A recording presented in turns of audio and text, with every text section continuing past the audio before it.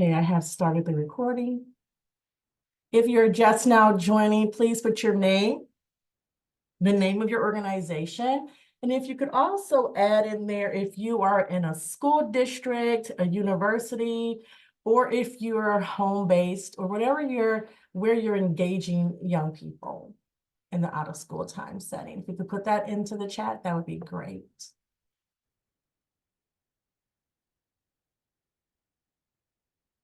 Perfect.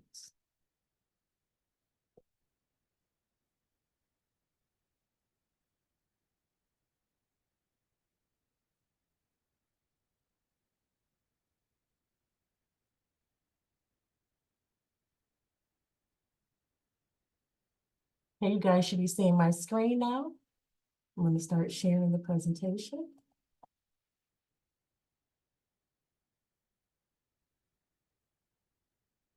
All right, let's get started. Let me move you guys over here though.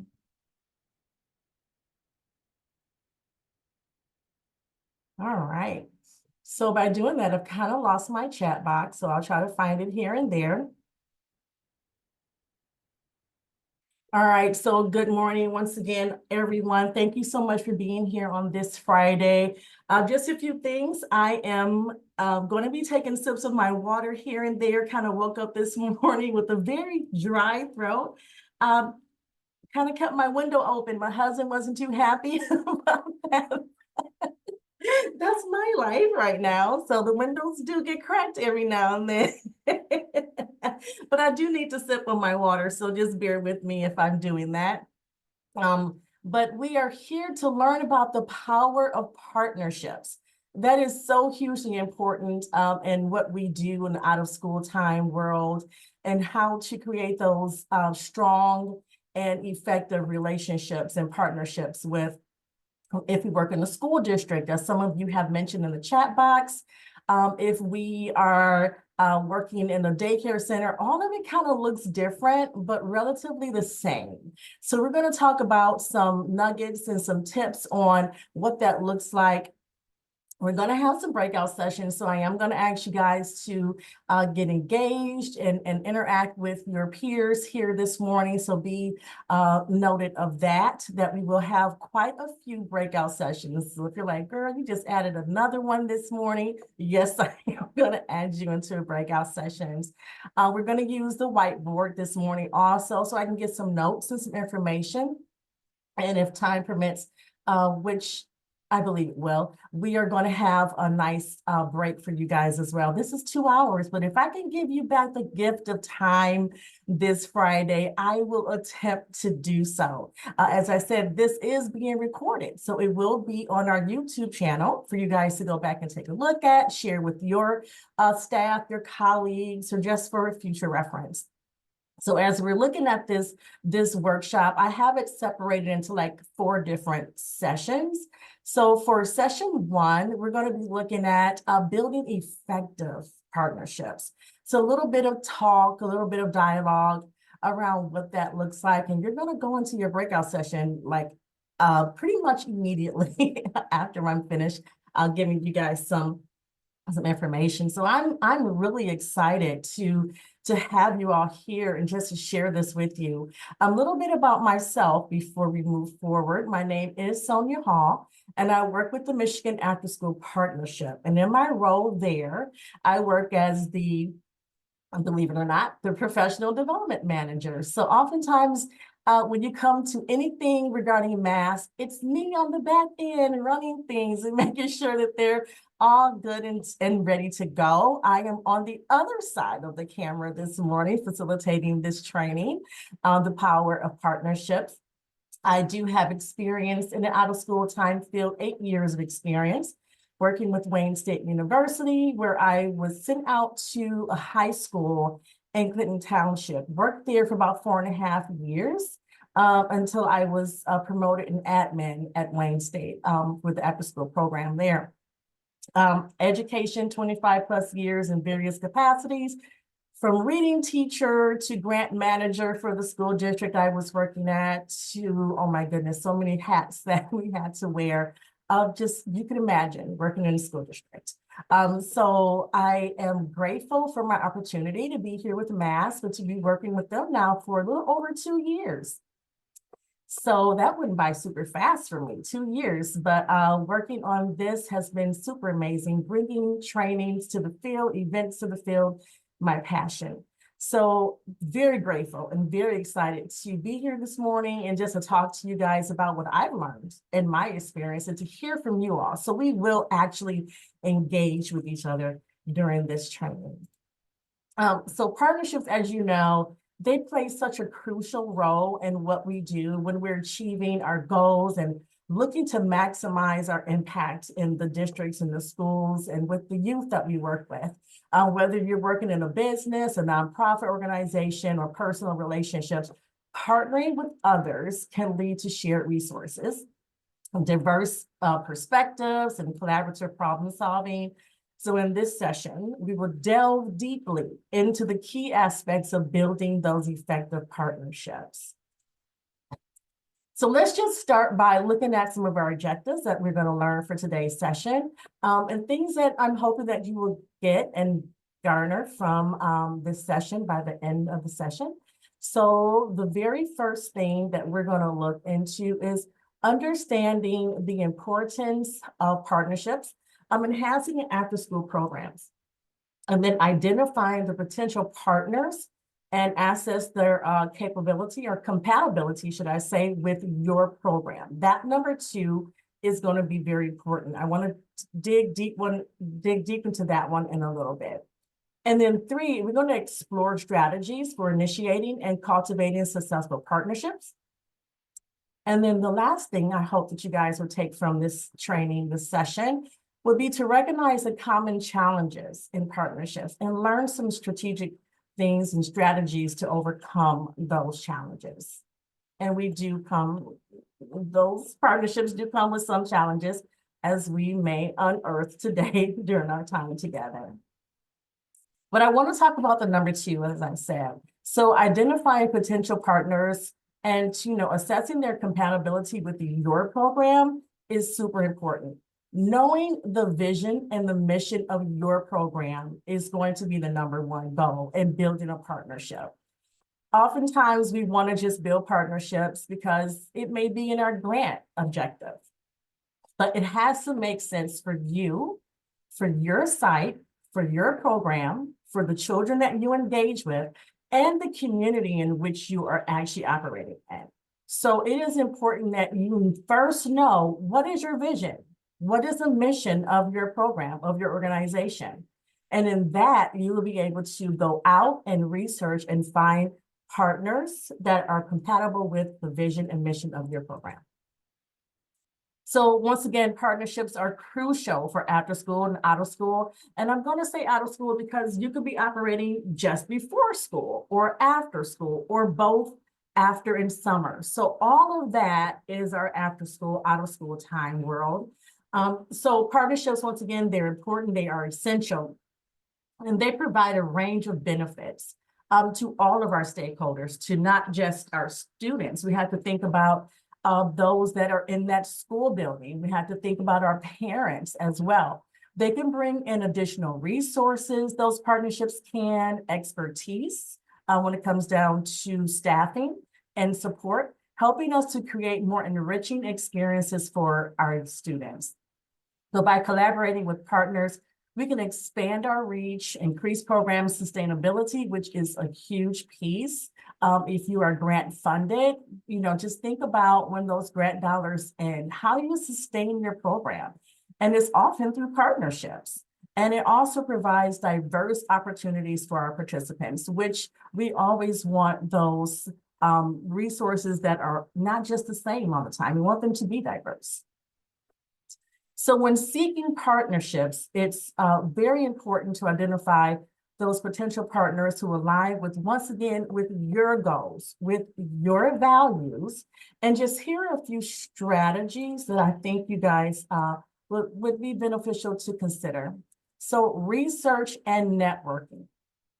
If you do not have someone on your team that can research or has the ability to just research based off that vision, based off of your mission, based off of where you want to go, then I would encourage you to enlist someone on your staff who can research, if it's a Google search, if it's going out into the community and finding out who's out there, looking at those different organizations, their vision statement, their mission statement. Every single corporate entity has to have a give back program. So what does that look like? Are schools involved in that give back through those communities? For example, I worked where there's a few gas stations, some local malls were in the area.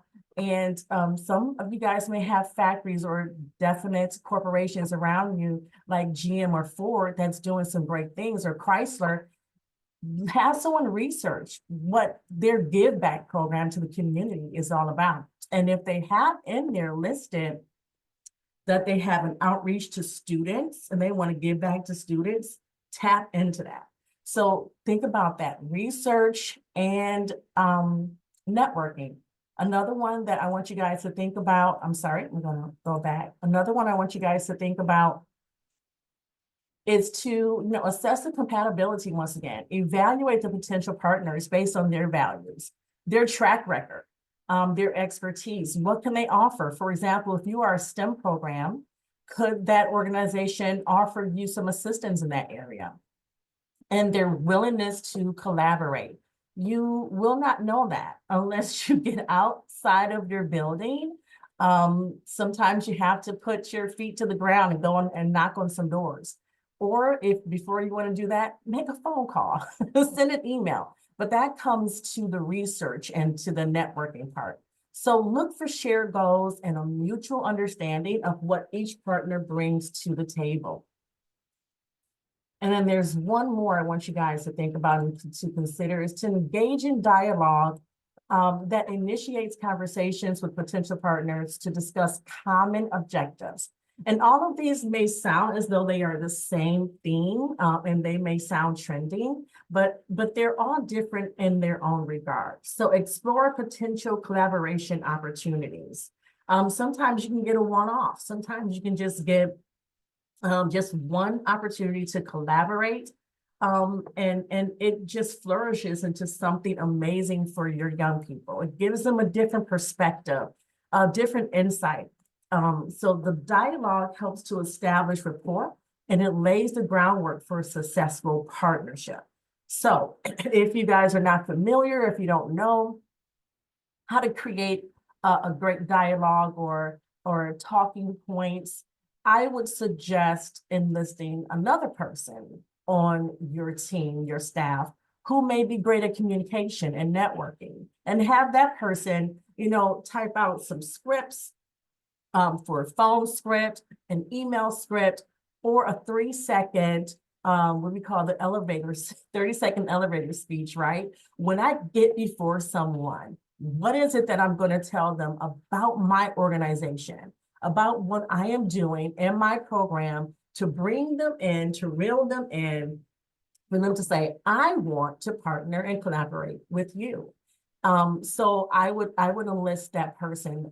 If that person is you, that's great. If it's a team of you all working together at your staff meeting, and that staff meeting, you just decide that you're going to sit down and you're going to scope out and write out these scripts, the phone script, the email script, and what would you say to someone if you got with them in person and face to face, to engage with them and to bring them into your program, to get their interest, right? That is hugely important. So as I mentioned, we are going right into a breakout session. And what this breakout is going to look like is you guys are going to be given a scenario, and I'm going to maybe create 2 breakout rooms for you guys. I'm going to show you the scenario first. You guys can take a snapshot of it. So my ask is this. This is my ask.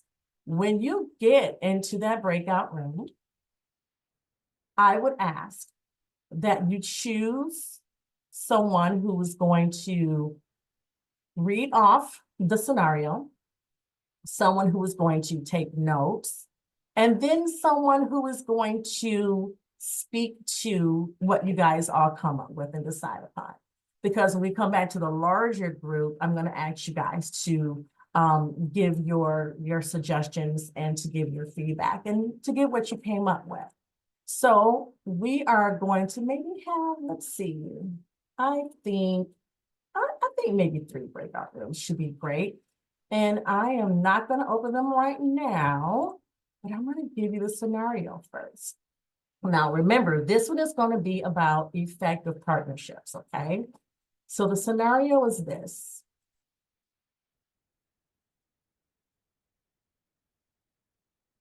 So now I'm just going to give you guys a chance to look it over.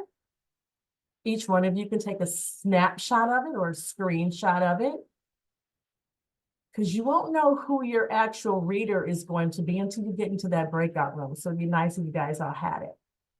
I will also attempt to broadcast it into the chat for you guys, but that's not always promising when it comes to Zoom. Zoom is iffy sometimes.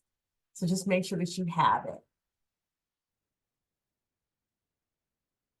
Okay. So we're going into our breakout.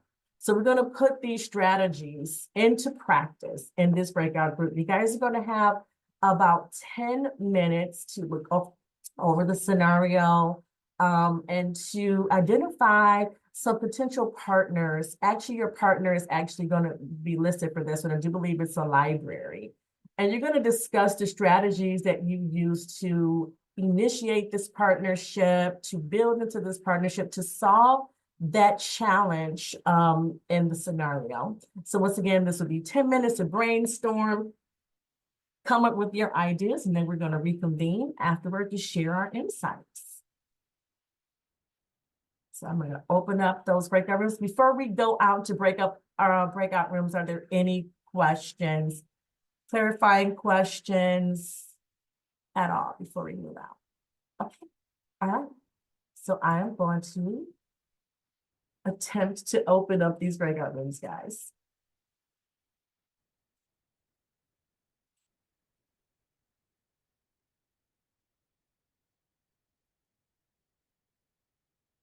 All right, here we go. Give me a moment. You guys should start seeing the rooms pop up for you. If you do not see one in the next few minutes, let me know by raising your hand. I will get you over to one. Yeah, see some people going to their room. Awesome. Awesome. Let's see. Let's move here. Very good, very good.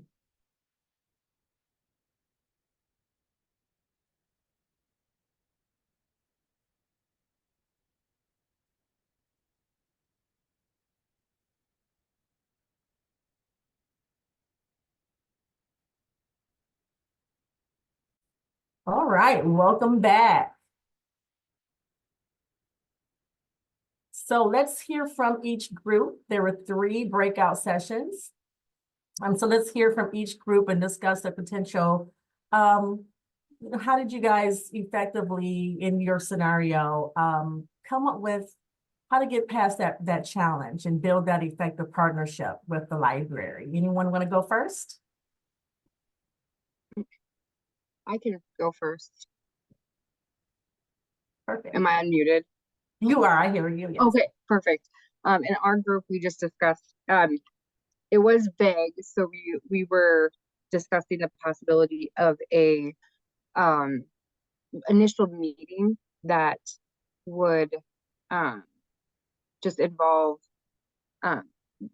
seeing what the resources they had, a conversation, not putting pressure on like we want to do this right now, like we want to come into the library now, but we wanted to go ahead and talk about starting a dialogue and starting that rapport with them, seeing what they have, offering our own staff if we wanted to take kids into the library, coming in and making sure that we supported them in any way possible. Other people in the group mentioned how libraries need that. They are struggling right now, and they need people to come in and they need support as well. So we could both be supporting each other, just kind of starting that conversation about what that would look like and what, maybe they think that they have limited resources, but if we go in there and we look at what they have, maybe we can just use them in any way and just kind of get that brainstorming session going. So get people out of their comfort zone and whatnot. So Very good. Excellent idea. Awesome. I love that. Starting that dialogue is hugely important. And then offering the staff piece, that is amazing. That's great. Any other groups want to expound on what they talked about? I can speak for our group. We had similar conversations as Heather's group. We definitely agreed with having that conversation, right, to see what we can do as a partnership. But we did come up with some specific ideas of maybe getting more books. So maybe you can do community book drives or book swaps, some type of event that brings in that age group and partners you with the library. So again, we also mentioned, doing like hosting our events, being there as an adult supervisor, overseeing things.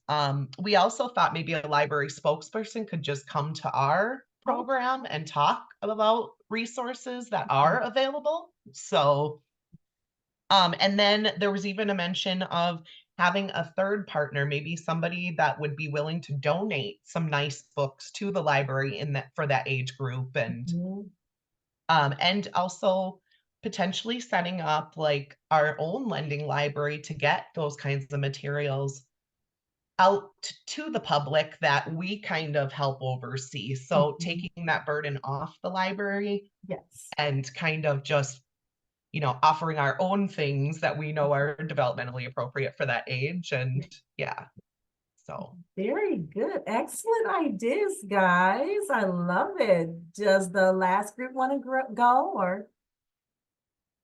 Yeah, so we talked a lot about how a lack of resources can mean a lot of things, and we came up with like a few different scenarios to like help that. I think we really focused on their staffing issue. We came up with like several plans. One would be like to get our youth to do like service project there if they need help, like shelving, that kind of thing. Another potential was to get a third partner involved and like to be able to have teens work there and have that third partner help compensate teens. Yeah. Wow. Oh my God. All of those ideas are excellent ideas by utilizing the research and the networking and assessing compatibility as well. And then engaging in dialogue. You guys identified some potential partners as well. Just think of the partners that you guys just identified just by doing this scenario. I am having the feels because you guys are already reaching out to all these other stakeholders and bringing them in. It's just, that's amazing. Just laying the foundation for successful collaboration. And that is huge when we talk about partnerships. So we know that we don't often think about our libraries, but they are suffering. And for each one of you to think about how you could bring staff into a system, and that the lending library, come on, bringing in your teenagers for service projects. That is amazing. And you're going to impact your program too, because that could increase attendance for your young people. That is great. So we're going to move on for the sake of time into cultivating the partnerships. How do we begin to cultivate those partnerships? So we're going to move into that part of it now. So in cultivating those partnerships, there's some things that we really must think about is having that clear communication. In the very beginning, I mentioned to have someone on your staff that is great in the communication area. If you don't already have that person because you don't work at a university who may have someone on staff that you can tap into, think about seeing if maybe one of your staff members can do this, you know, to establish those open and transparent communication channels.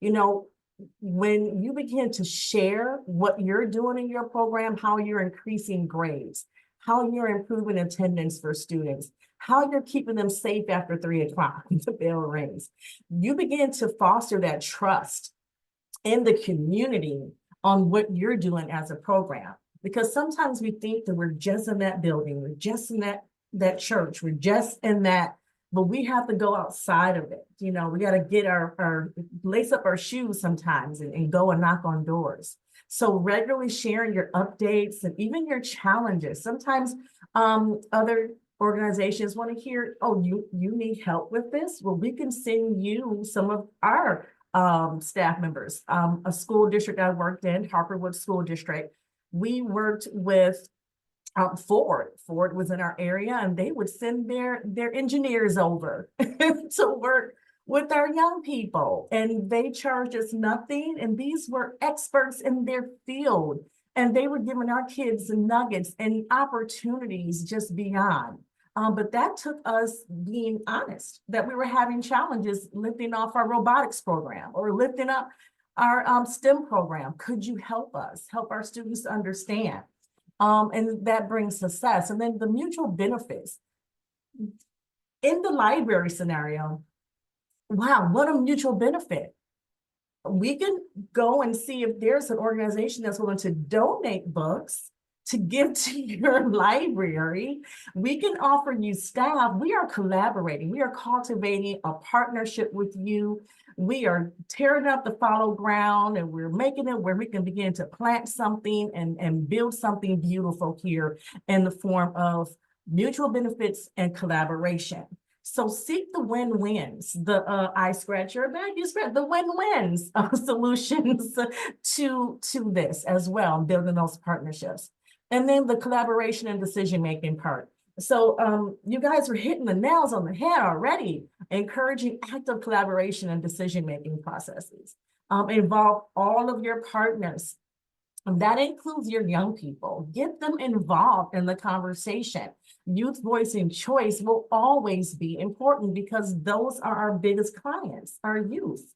And get the parents involved, get them engaged. Sometimes your parents have the expertise. You don't know. Sometimes bringing them into your program could be beneficial. Value diverse perspectives. We're going to talk about that in a few minutes. And just ensure everyone has an equal voice in the room, even though it's your program. And my program that I had at Harperwood School District, I had what I called a coordinated school health team.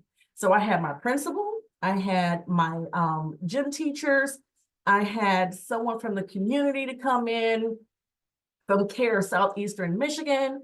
And we had teachers that wanted to be involved, counselors, social workers. I had the whole gamut that did a monthly meeting so that we could just talk about how we were going to better the climate and the culture of that school building, first of all, so that students could learn, and how we were going to make the after-school program, out-of-school program just bloom and blossom for them. So reach outside of your program and get a nice group of people to come in. So collaboration and decision-making. But everyone at that table should be able to have a voice, an equal voice when they're talking.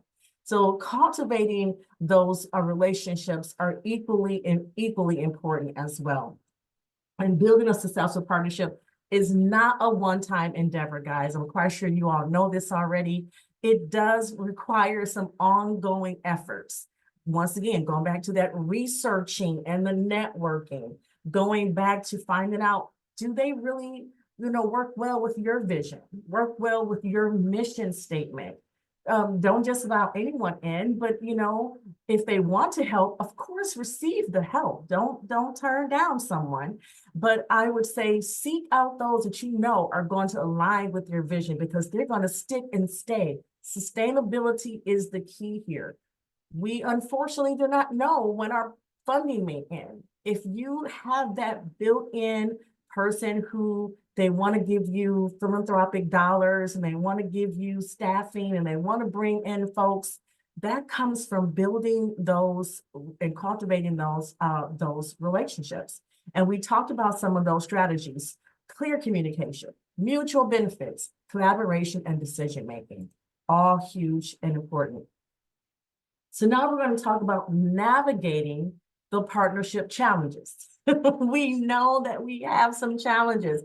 It's just given, almost kind of given in the work that we actually do. You know, we come up against barriers. We don't always have the buy-in from our principals. We don't always have the buy-in from our superintendents. Sometimes the teachers just see us as babysitters, and they don't want to actually just, you know, assist us in helping students after 3 o'clock. The bell rings. I've seen teachers grab their coats and jackets when the bell rings, and they're running past the kids to get to their car. They're done.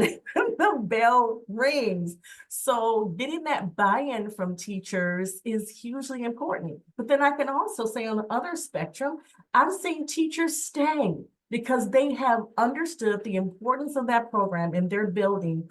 They've seen the grades improve. They've seen the behaviors improve, and they are actually on the payroll. They're staying and they're teaching these kids again after the bell rings. So we're going to talk about how to navigate those partnership challenges, which is, once again, I told you we have 4 sessions. This is our session 2 within this 2-hour training here. So we are going to explore the common challenges that arise in partnerships and strategies to navigate them successfully. So let's dive in. And this is going to be where we may have a dialogue. We may have conversation. So feel free at some point to come off mute, chat me in the chat box. I actually can see it now, thankfully, and we're going to talk about that. But one thing I want to lift up before we talk about navigating those is just, what are some of the common challenges that we see? Some of the common ones that we see: limited resources or conflicting priorities. If they really don't measure where you want to go, your goal, if they don't really meet that vision and of what you have designed and the desire that you have in your heart, that could be a challenge. That could be a barrier. Limited resources is always going to be a challenge. Trying to find partners that are willing to provide you with what you need is going to really take, once again, going back to that research part of it and looking to see what organizations are willing to give, and give. And before this is over, I have a few of them already listed. Hopefully you guys have some that you work with already, and we can build out that list that we can send back out to everyone that came to this training this morning. Communication breakdowns actually happen. It's unfortunate, but they do. It is important to have someone who is skilled in communication on your staff. Once again, if that is you, that is great. But even in that, they still tend to break down, and you have to know how to navigate through those communications. It could look like you just created an email saying, hey, I noticed we've not spoken in a while, we've not had communication. Is there something more that I could do for you? Is there something that you would need for me to provide? Is it data that you're looking for to show how we are making promising impacts in the lives of our children? And then sometimes you just have a misalignment of expectations. You just got to get them in alignment. Another barrier could be the power of imbalances or lack of commitment from your partners. If they were going strong in the beginning, they were like, yes, we're going to do this. It looks great. It's amazing. And then all of a sudden they just pull back, and they're you don't really see them as often. They're not as committed. And then that takes you having to reach back out, or possibly dropping that person or that organization and looking to find another. Those are some of the challenges that we just have to learn how to navigate.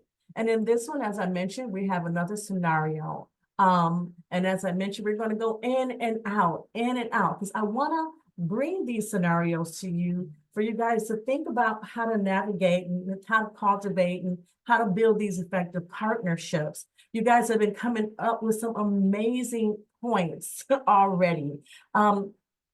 But what I want to do is to see if you guys are willing to come off of mute so that we can begin to identify some of the common challenges. These are just three. I'm quite sure there are quite a few more than just this. Just identify some of the common challenges that, partnerships encounter. So if anyone would be willing to share their experiences or thoughts on the challenges they have faced in partnerships, please feel free to come off mute.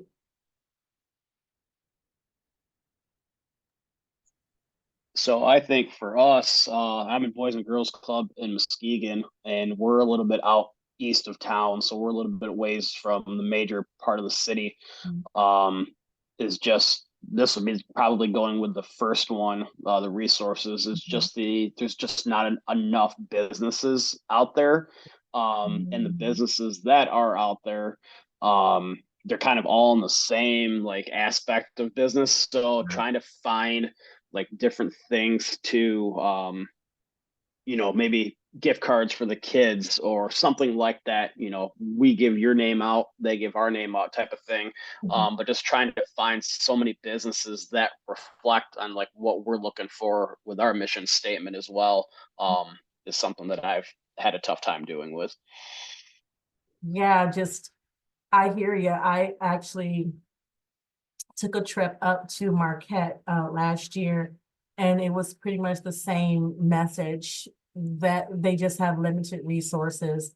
They have limited programs up that way as well. Students have to go to work with their moms after school, or some of them are just out in the parking lot of the school, just not safe.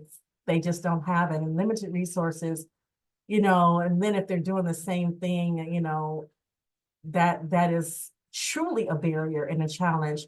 But I wonder, if anyone can share how they could navigate. How could that be navigated? How could we get around that? What are some things that could be possible? Someone's willing to share maybe something that could be done to start moving the needle a different way on the challenge like that. That'd be great. If we don't have any, then I would love to hear from someone else what some of their challenges may be. I have an idea.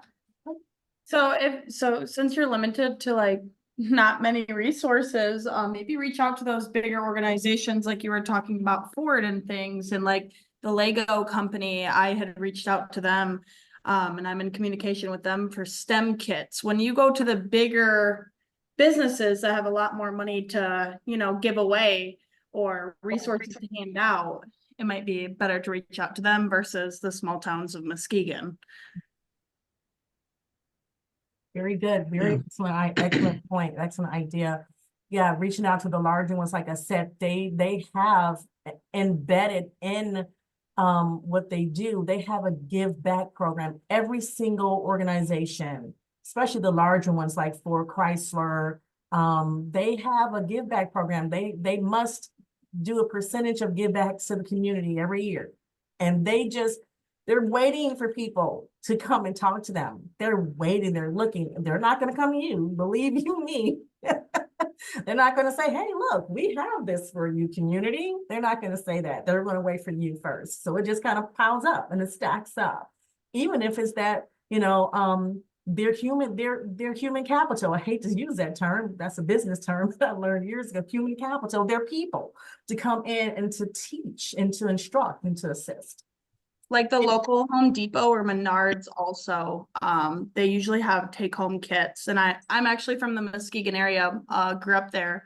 So I remember going to Home Depot and doing the, Saturday build with my families. And Yes.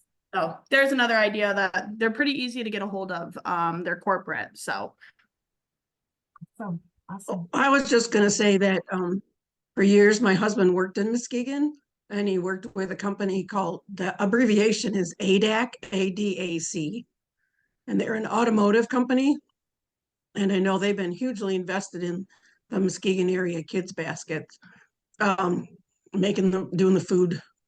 They do all kinds of like challenges and things. And, if somebody was approached there, I don't know who the contact would be. I know they have an HR department. Yeah. And it could be that, hey, we just need, every year to spruce up our, you know, crayons, markers, paper, Right. something like that. And they would get, they would get some of that stuff together. I know they would. Exactly. So, Just excellent and, points, guys. and So- I know, being in this field for over almost 50 years, you have to take the initiative. We did that with, and I'm thinking back to that library scenario. We're pretty rural. We're south of Grand Rapids and Hastings, between that Grand Rapids and Battle Creek. And so we went to all the area schools and said, we want to build and we want to get together a library bus. So we have a B bus, a book bus. There's a B on it for our, logo. But it took probably 3 years of fundraising, and the library was involved. The bigger schools were involved. And now, us as the YMCA, we put it out there every year. We need these many books or these titles replenished, and people in the community just buy them for us for the bus. That is lovely. Which is That great. is So amazing. Yes, that is amazing. We Yeah. wish we had that model everywhere, but that is amazing that we have that. And so Yeah. excellent points that you guys all made. So I'm grateful for all that you mentioned, and for David for bringing that and lifting that challenge up to us. So I do believe this brings us to our next just tip on how to navigate, just navigating those challenges, being open and honest communication. It's just fostering, that communication and that environment of open dialogue. And that's gonna be trendy for me to say throughout this training, honestly, because that is what it takes when you're building partnerships. I remember going into classrooms, talking with teachers until my mouth was dry, attempting to get them in students to my program to get buy-in from the teachers. And it looks like that. You have to go in, but knowing what you're going to say.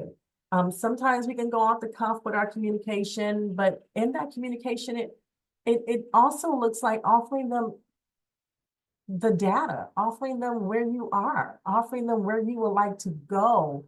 Bring a student with you that's been in your program, that is successful in your program, and have them be a representative for you.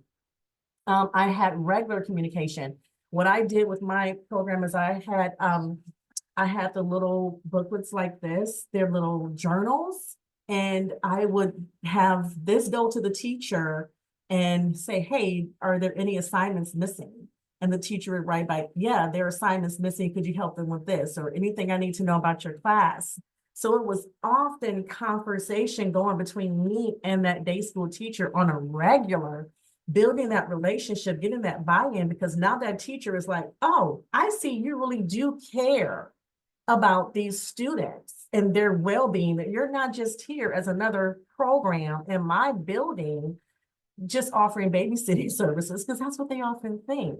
And then establishing those clear roles and responsibilities, clearly define the roles and responsibilities and decision-making processes from the outset of the partnership. Who is in what role? Who is going to do what? Who is going to handle this part of whatever it is you need handled? And it prevents a lot of the misunderstandings.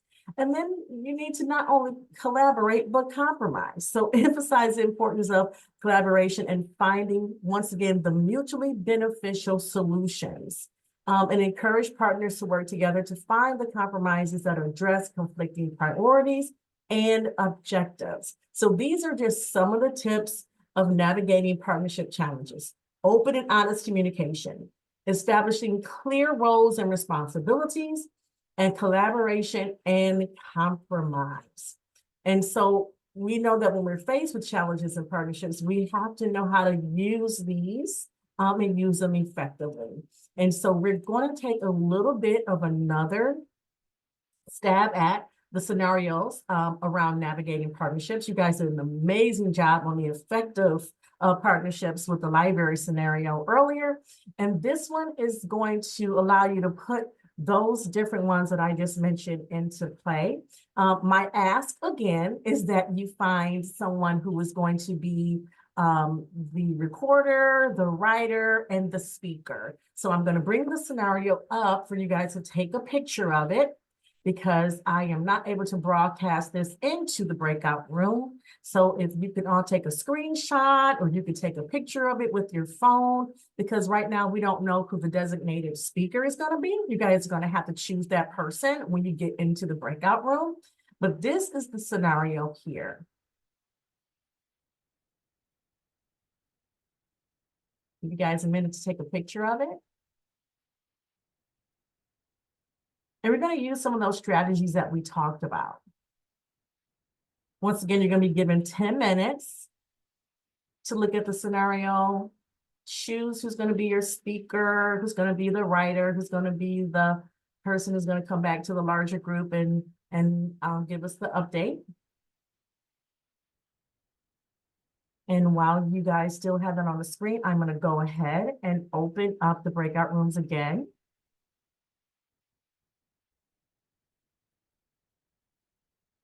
Once again, you will have 10 minutes. See you guys on the other side.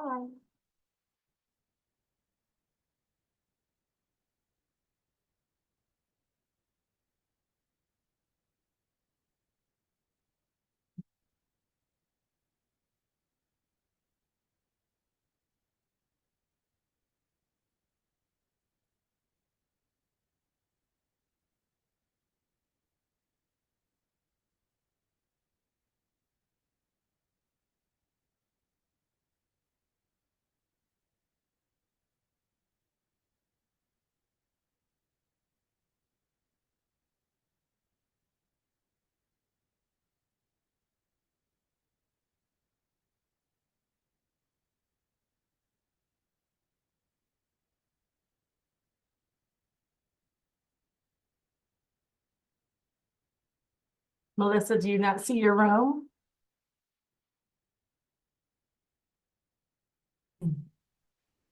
Very good, very good. So we put into practice some of the strategies that we learned, and you guys went over the scenario. Let's hear from room 2. Would room 2 have a speaker for us? Yep, that's me. So we kind of went around in circles at first. I think we were all brainstorming really well together. I think one of the last statements that was brought up was what's the agreement, or what's the MOU, right? So what's the what was stated and what was said about how this was supposed to look, the partnership was supposed to look like. Mm-hmm. And then are we going to have a conversation with the employees? Mm-hmm. The employees that were supposed to be either active in this, what is their thinking at the current time? Another thing I brought up to them was it's always good to bring the kids in, give them certain things to say, or if you've got one that was like me growing up who loves to talk, just be able then to say, hey, this is what this means to us. Mm-hmm. And we're looking forward to maybe one day working in your company, right? The kids are invested, so they most likely in other organizations like that, they would want the exposure in media. Yeah. So Definitely. if that agreement, is still going to work, if there needs to be changes or whatever, let's put something in the media that says, here's this relationship. Mm-hmm. And another thing was, are the same people at that organization looking at this? Have there been changes? So when the discussion is with the employees that were supposed to be involved in this partnership, who's there, who's not there? Yes. You know, some of those kind of changes can make a difference. So Wow. those great are our point. main things we thought of. Very good. Great points. Great job. Room one. Any takers? So we talked about it, just kind of piggybacking off of what she was talking about. You know, we looked at it as, are we having businesses that, you know, just because we've had this partnership for, you know, 5-6 years doesn't necessarily mean that it is an effective partnership. You know, are they just going through the motions of sending somebody there? You know, like you brought up earlier, Sonia, a lot of the teachers are running out of the building at 3 o'clock. These people at the same time, they want to go home. You know, we talk about volunteers and stuff like that, but who are our real volunteers and want to be there? You know, I tell people that if you're going to come in and interact with my kids, I want it to be hands-on. They've sat in school all day long and listened to teachers. They want somebody that's going to participate and let them get their hands dirty doing something at the end of the day. You know, so just going through the motions all the time isn't necessarily something that is productive. But and I also think too, if it's not necessarily a employee, like a ground on the ground running employee, you know, have the HR person maybe come in and talk about, you know, the different positions within their corporation. Also, I said in a perfect world, you might have a family member in your club that owns a business, and they can come in and talk to your kids. So they're kind of doing the due diligence of performing for their child as well. I'm trying to think of anything else that we talked about. We have a workforce development guy within our organization. So we bring kids places every now and then when they're a little bit older, but giving them mock interviews, the resumes, applications, things like that. But, you know, just to go through the motions, all of us in this field just don't have the time and the energy to always have to do that stuff. And we want our kids there getting their hands dirty doing something. So that's kind of what we talked about. Yeah, very good. Great job. Great points. I think that leaves room 3. Yes. Hi, Sonia. It's Rebecca. Our group had another great conversation. So we had a lot of similarities to the other 2 groups, such as really looking at it, and historically it's been a partnership, but we really wanted to open up that line of communication with our point of contact to make sure we still have the same common goals. Are they still interested? Just because it's historically been that partnership, is it still working? Is it viable? Is it something we both want? And how do we modify it to become that again? We also talked about, like, we're in the business of working with students, but they're not. And so oftentimes when people aren't engaged, it might be because they're uncomfortable or nervous. And so we talked about having an orientation and an information session with the employees to really build their comfort and their awareness, and really to identify and highlight the expertise that they have that we don't, and why they're so important in this partnership, and talking to them about ways that they can really help us bring that to the students. And then we talked about really just easing folks in again through really structured interactions when we do bring in the students. So have activities that are really, we go over those ahead of time with the adults, the employees, and say, here's how we're going to do it. And it's going to be really structured. And so everybody knows their role, the students know what to do, and really just to do that for the first couple times, just to really increase that comfort level. Very good. Wow. All of you guys, great points. Great job on that. It's just fostering that open communication. So all of the points that we talked about, I see that you guys use all of those great points, and it could be from definitely lived experience of fostering that open communication and establishing the clear roles. Someone mentioned that, and then promoting the collaboration and compromise. You guys hit all of those points in every single one of your scenarios. I loved bringing in the staff from these organizations and giving them information and modifying. That is so hugely important. You guys mentioned some key things, especially around, hey, if we've been together for 5 years, what does it look like? We don't just want you to come in here because this is just something that you have to do. It's in your bylaws or whatever it's in. We want to actually have you want to be here. So how do we modify that? You guys brought up some really great points. And as I once again promised, they were mentioned in the very beginning, we are doing a lot of breakout sessions. So I was very transparent about that. So we have one more, and then we take a break and we come back And I don't believe we were in breakouts after that.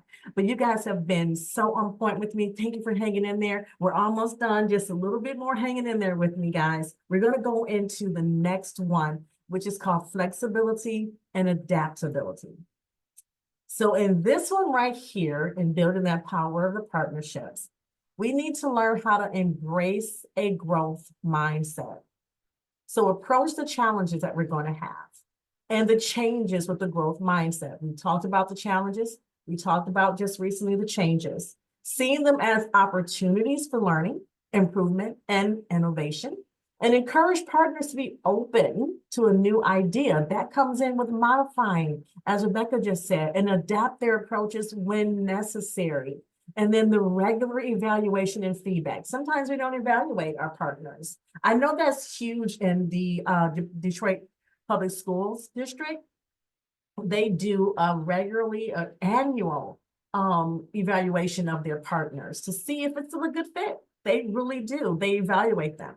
And if that's something that you want to take on, I would consider that as an option. You know, hey, just getting that regular feedback and evaluation. Do you feel like we're still a good fit as being a partner? And it may not be as often as what Detroit Public Schools, what they do as an annual thing. It could be maybe at the 2-year mark. Say, hey, how are we doing? Let's solicit some feedback, you know, from the partners, right? And then adjusting your strategies. I heard that in what you guys had said just now. Being willing to modify strategies. So you guys are already learning and already putting into practice that flexibility and how to be adaptable. So we're going to go right into another breakout because I think you guys have it. You know it. I'm just curious to hear what you guys are going to do with this next scenario. So once again, this one is about flexibility and adaptability. I'm going to put it up on the screen. Have you guys take another picture of this? Once again, it is important that you take a picture or a snapshot, as I cannot broadcast this into the actual breakout room. But when we get into there, let's choose another speaker, another writer, and another person who's going to go through the scenario with you guys. And then I promise after this, we do have a break. So I'll give you guys a moment just to look at the scenario. I'm not going to keep you in there as long, so it probably won't be 10 minutes. But if you want the 10 minutes, please allow, just chat me while you're in the breakout and say we would appreciate the 10 minutes. Remember, this one is about adaptability and flexibility, and this is the scenario. You all have your snapshots and your pictures of this. I am going to go ahead and open up our last breakout room.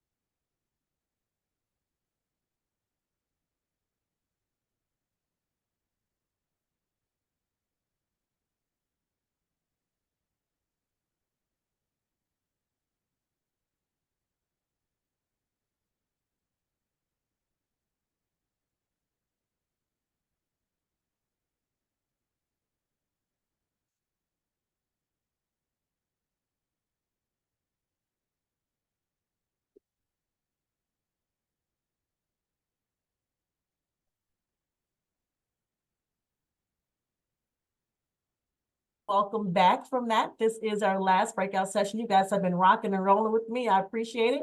We are almost done. It is 11:35 right now. So we are going to hear from room 2. Room 2, you guys ready? Yeah. So what we came up with in our group is really exploring flexibility in the sense of the university students scheduling and being willing to work with their schedule, if that's what's making the university like apprehensive to committing to working with the program. And then stating the goals and being very clear about the goal of the program and exploring how that may work for the university students as well. So thinking how that may work for specific programs at the university and things like that. So that's what we discussed. Oh, great points. Fantastic idea. Room one. Let's go with you guys next. Okay, I can speak for our group. So what we talked about is kind of a little bit of what group 2 talked about. We really talked about like being adaptable and flexible to the needs of the university. And we kind of looked at like programs like the School of Education and also the School of Social Work. They need contact hours, those students. And so we felt that they would be a really good fit for many of our programs. But we know that we would have to find out what their needs were and kind of try to align them with ours. And so just being open to, you know, what their students need, and then looking at what our participants need and kind of coming to a common ground so that we could have a mutually effective partnership. And then we also talked about even at the maybe at a smaller school, maybe a community college or universities that were really small, there may be students who, let's say if we needed the partnership to happen at our school setting, if there were students who were alumni of that school, they may have a real interest in coming back and giving back to that school. Especially some of them still probably have siblings there, or just that connection, what we thought would really resonate with the students. Yeah, and then we also realized that a lot of times the students are looking for opportunities to volunteer through volunteer fairs that they may have at the university. And so just kind of getting there and talking to whoever is in charge of that and seeing like, can we post flyers, or can we have a table, or can we participate in some way so that students know that we're an opportunity for them if they are looking for volunteer opportunities. Very good. Very good. Fantastic ideas, guys. Last group. Okay, so just like group 1, we really touched on pretty much all of the same things, but to add to that, we also thought about like having the students record videos as a part of like getting with the professor. So at least if they can't make it here, we have many people in rural areas that they can make those video entries for us, talking about whatever it is that we, they want to talk about with our students and make it interactive that way.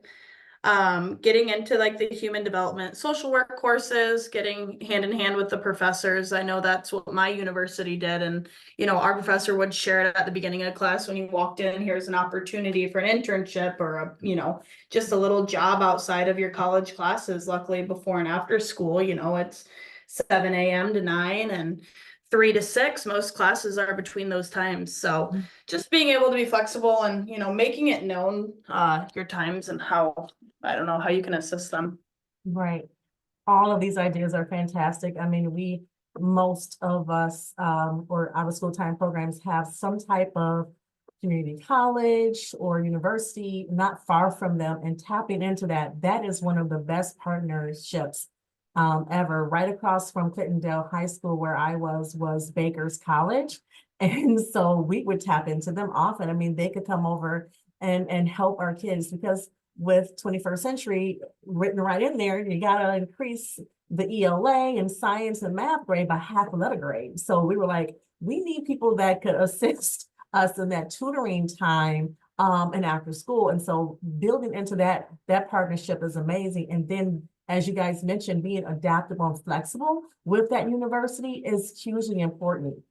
And I know that because most of us are managers or project directors, we often just think solely about our program. So we're a little stringent and we don't want to be so flexible. But I tell you, it is hugely important to be adaptable when you are asking other organizations, especially universities, to come in and who can really assist your students on such a high quality level. So thank you guys for all of those ideas and all of those suggestions. We are coming up on our break.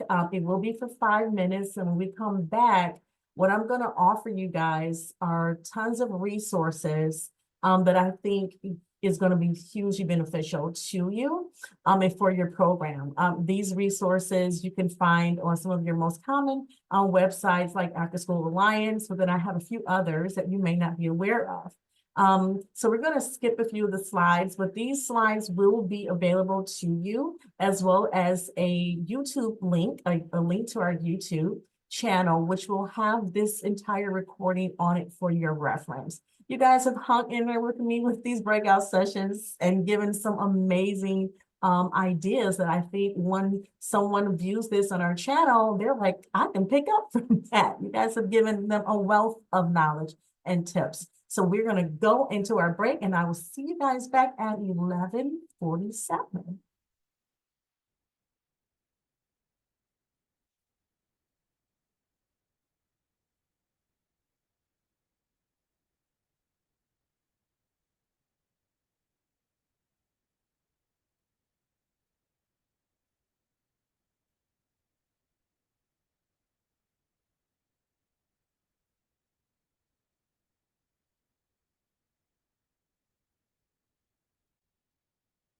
All right, welcome back. It is 11:47. We are nearing the end of our training, wrapping it all up. We, as I told you guys, will not have any more breakout sessions. You guys have been really amazing on that. I have learned a lot of things from you guys as well. I love this space because not only do you learn from us at Mask, we also learn from you guys who are actively engaging with students and youth and partners in the field and building those partnerships. So I thank you so very much. So welcome back. If you guys are just still coming in, thank you so much for being here. We are, like I said, nearing the end of our time together. And I'm gonna pull up in a few seconds a whiteboard for you guys to write on. I was gonna have you guys put some things in the chat box, but I think I wanna use the whiteboard instead. However, if it acts iffy on me, then I will definitely close it and ask you guys to enter information into our chat box. And this is just kind of like almost a wrap up of sorts, not quite the total, but just kind of looking over some things that we kind of talked about and overcoming those partnership challenges that we talked about in the beginning of our time together. Looking at the shared problem solving. I want you guys to consider encouraging partners to collaboratively identify and address those challenges. Sometimes that comes through having the evaluation done annually or biannually, and then we can begin to talk about some of the challenges that may need to be addressed. So involve your stakeholders in addressing and locating and those problems, and then in problem solving. That way you can kind of leverage diverse perspectives, definitely from your youth. They are very transparent. I have found that to be the case with high school students. They are very transparent. Do not hold back in any of how they feel. So please involve your youth as much as you possibly can. And then we talked about that flexibility and the adaptability just a few minutes ago. And so just being open to adjust your plans and your approach when you are facing those challenges, and embrace being flexible and having that growth and that flexible mindset is hugely important. And then just that continuous learning improvement. Treat challenges as opportunities. Fail forward, take them as what they are, an opportunity for growth and for learning, and encourage a culture of reflection, evaluation. I hugely recommend that, and continuous improvement. So enabling that partnership to evolve and continue to thrive. Now, after you do your evaluation and you have conversation with that partner, and you feel like, maybe you guys have grown and you have changed your vision and your mission, and you no longer are a good fit with that organization, it is okay if you need to separate and part ways. But if they are willing to adapt along with you because you are changing, then allow them to grow with you as well. So in the whiteboard that I'm going to pull up, what I would like for us to do is to kind of write down some of the, some of the strategies that we discussed or that you have used in overcoming challenges within partnerships. Heard some of them, but I think there may be some more out there. So what I'm going to do is pull up that whiteboard and give you guys a minute to think about sharing some of the strategies that we discussed, or those that you have used, those that you are that's in your toolkit to overcome challenges that you may face with partnerships. And think about all partners. Think about the principals. Think about the teachers. Think about parents. Think about businesses in the community that are surrounding you and your students as well. So I'm going to pull up the whiteboard, and hopefully it operates and it functions well today. Sometimes it's iffy, like right now. It's not really allowing me to click on it. So let's just use that chat, just for the sake of time. Let's use the chat. I love sticky notes. That's why I love my whiteboard. But for the sake of time, if we can just write right into our chat box, I will save that as well and use it as a resource when I reach back out to you all. Yeah, so if you can go ahead and enter into the chat box any strategies that just stuck out to you, that just really illuminated to you while we were going through this presentation that you can use, or ones that you actually use. If it is being adaptable and flexible, if it's having the dialogue, what does that look like? You know, some of them could be, you know, as we mentioned, I'll just put up some more here. The clear and open communication, the regular check-ins and evaluations, we kind of talked about that. And then establishing mutually beneficial agreements. If you guys agree with the ones that are on this slide, it's okay to put into the chat box, so 1 or 2 or 3, and say, yep, I agree that clear and open communication, that is a strategy that I use, that matters to me, that's important to me. Or you can mention some others. I would love to have a build out of other strategies, because I think it's important that, you know, we create a network of out of school time youth workers and how we work in our different areas. Talking with someone earlier, and she works in a church, and that may look different. That may look so different than working in a public school. There may be so many other hoops to jump through and red tape to overcome. As far as partners and what you can do or not do in that building. If you're licensed, what does that look like? What is it like if you're not? I mean, there's always a challenge. There's always a partnership that we need to consider, you know, building, and there comes with those challenges. I'll mention this while you guys are putting things into the chat box, that, you know, I was in a school district, in a school building, and I would have to say I had the best principal ever.